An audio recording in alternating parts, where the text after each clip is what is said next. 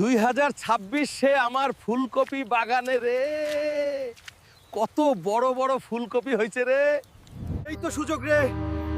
হালকের ফুলকপি চুরি করে বড়লোক হয়ে যাব রে। কি সর্বনাশ হলো রে।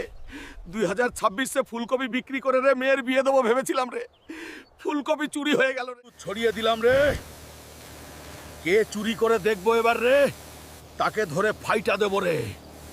ঘুমের ওষুধে কেমন কাজ দিল রে। এইবার তোদের দুজনের ফাইটে দিব রে। 2026 ভেবেছিলাম রে মেয়ের বিয়েটা দেবো ফুলকপি বিক্রি করে রে, তোরা সেগুলো চুরি করে নিলি রে।